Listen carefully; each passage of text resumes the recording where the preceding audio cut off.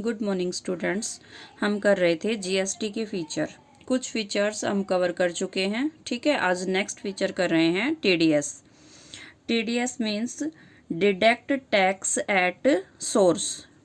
जो हमारी government department है, लोकल अथॉरिटीज़ हैं, गवर्नमेंट एजेंसी और सर्टेन पर्सन्स जो सप्लाई की रिसिपिएंट है, यानी कि जो सप्लायर से गुड्स परचेज करते हैं, सप्लाई को रिसिप्ट करते हैं, अगर वो जिस सप्लाई में इन्वॉल्व हैं या जिस ट्रांजैक्शन में इन्वॉल्व है, अगर वो सप्लाई या ट्रांजैक्शन 2,50,000 से एक्सीड है, ठीक है, तो ऐसे में उन्हें वैल्यू ऑफ सप्लाई का 1% टैक्स डिडक्ट करना होगा और जो रिमेनिंग अमाउंट होगा वही सप्लायर को पे करना होगा।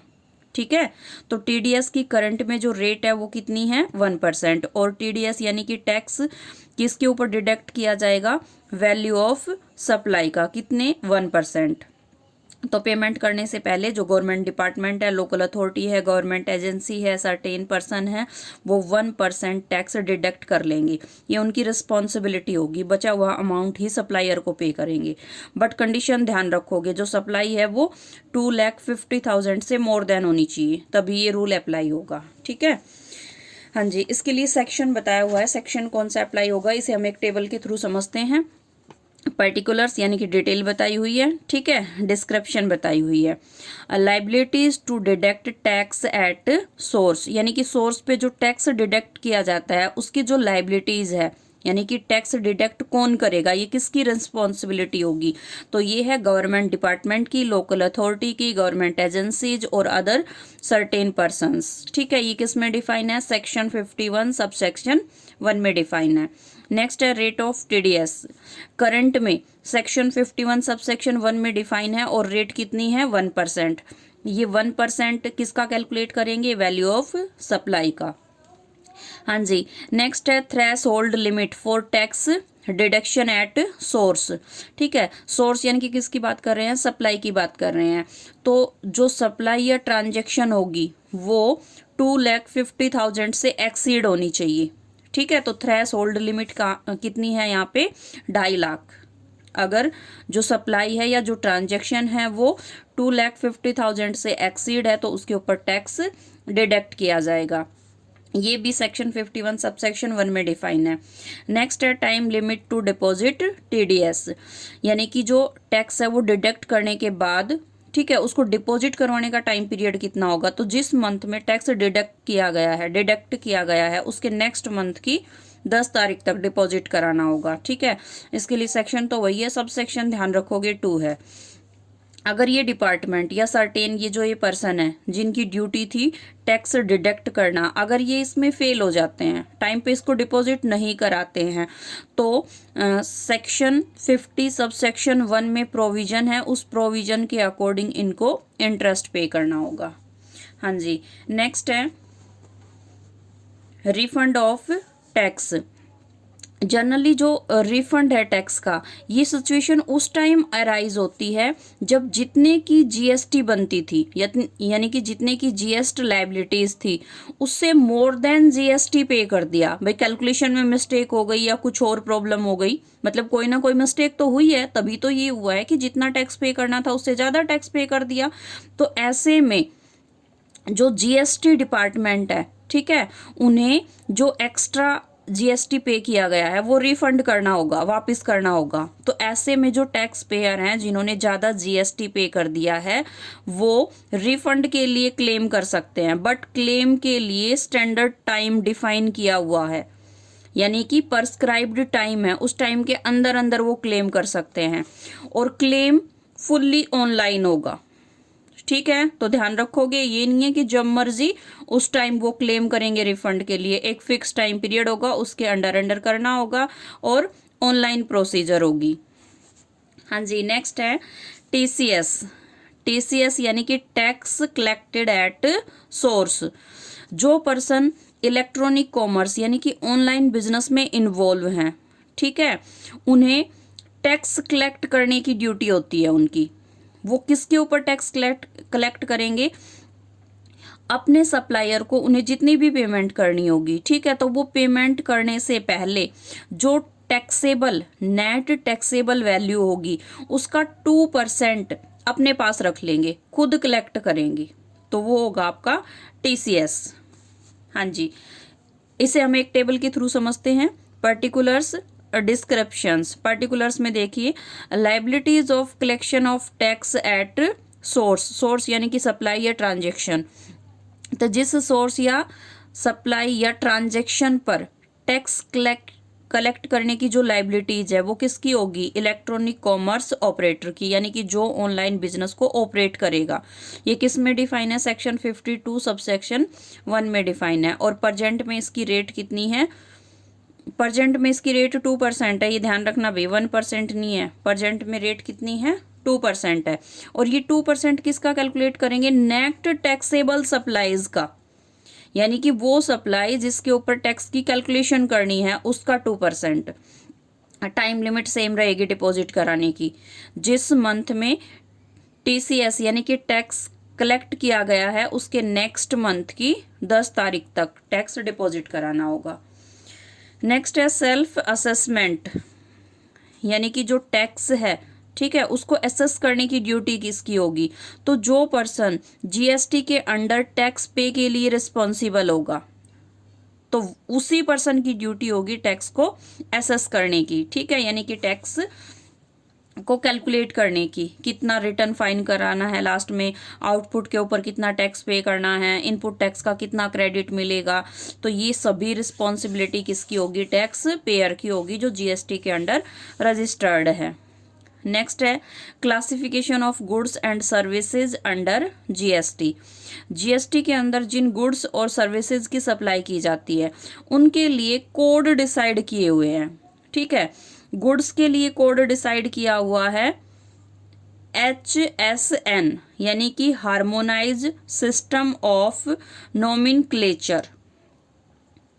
हाँ जी, अब ये देखो, जो सप्लायर होते हैं जो गुड्स सेल करते हैं उन्हें ये जो कोड है गुड्स के ऊपर HSN, ये कैसे डिफाइन करना होगा? इसकी कंडीशन है फर्स्ट केस भाई, अगर जो सेल्स हैं यानी कि जो टैक्स पेयर है और उसकी जो सेल्स है वो 1.5 करोड़ से कम है तो उसे कोई भी HSN कोड डिफाइन करने की जरूरत नहीं है, ठीक है। सेकंड केस, अगर टैक्स पेयर की जो टर्नओवर है यानी कि जो सेल्स है वो 1.5 करोड़ से तो अबोव है बट 5 करोड़ से बिलो है, यानी कि वो बिटवीन 1.5 करोड़ एंड 5 करोड़ इनके बीच में है, तो उस टाइम उसे 2 डिजिट का कोड यूज करना होगा।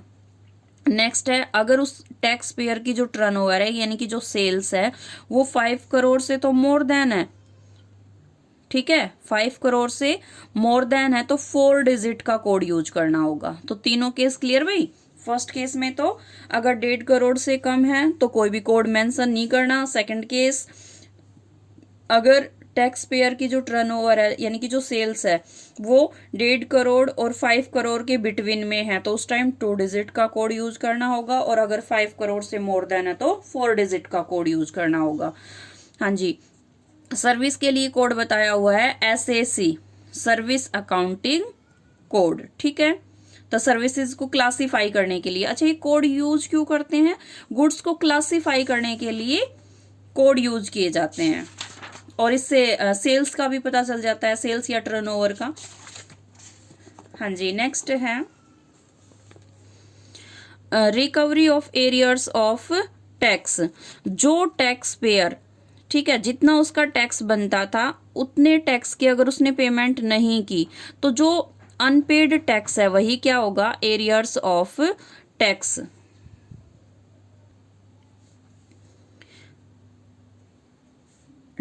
टैक्स एरियर्स की रिकवरी के लिए वेरियस मोड है जिनको यूज किया जाता है, जिनमें से कुछ मोड हम यहाँ पे डिफाइन कर रहे हैं। जो डिफॉल्टिंग टैक्सेबल पर्सन है, ठीक है, उसके गुड्स, मूवेबल और जो इमूवेबल प्रॉपर्टी है उसकी सेल्स के ऊपर कंट्रोल लगाया जा सकता है, यानी कि जब तक वो एरियर टैक्स की पेमेंट नहीं कर देता है तब तक वो अपने गुड्स और अपनी प्रॉपर्टी को सेल नहीं कर सकता। हाँ जी, नेक्स्ट है powers of inspection, search, seizure and arrest. जो जीएसटी डिपार्टमेंट है, यानी कि जीएसटी लॉ के अकॉर्डिंग जो भी पर्सन जीएसटी लिमिट के अंडर आता है बट वो जीएसटी की पेमेंट नहीं कर रहा है, यानी कि वो टैक्स की चोरी कर रहा है, तो ऐसे में जीएसटी लॉ में ये प्रोविजन है, ठीक है।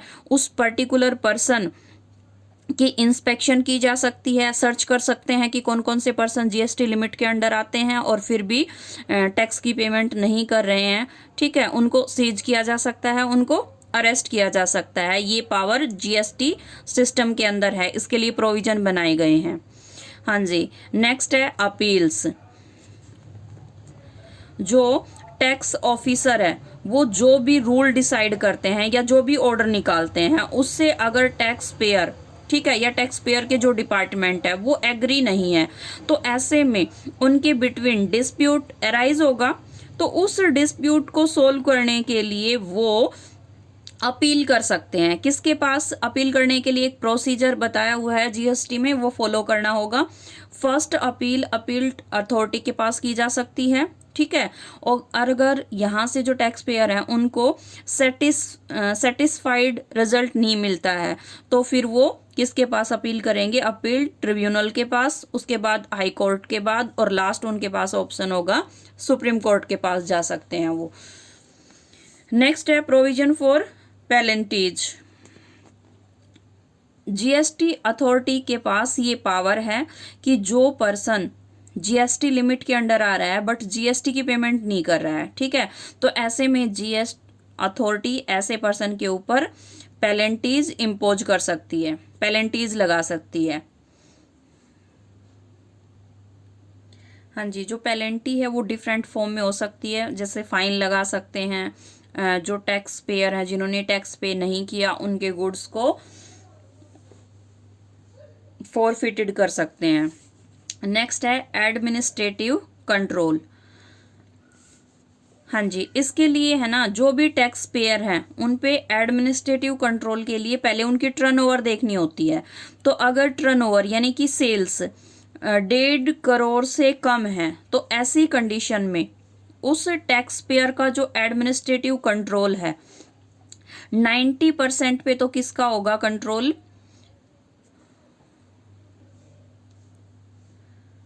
स्टेट टैक्स एडमिनिस्ट्रेशन का, और 10% पे कंट्रोल किसका होगा? सेंट्रल टैक्स एडमिनिस्ट्रेशन का, ठीक है।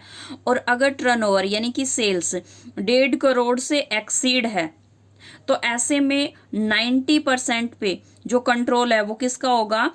ये सेंट्रल एडमिनिस्ट्रेटिव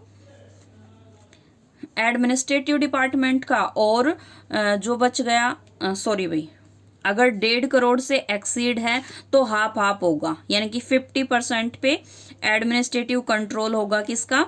सेंट्रल का, और 50% पे किसका होगा? स्टेट का। तो ध्यान रखना, लेस देन में तो 90% और 10% का रेशियो है, और 1.5 करोड़ से मोर देन या एक्सीड में 50-50% है। तो हम जो जीएसटी के फीचर्स कर रहे थे वो हमारे कंप्लीट।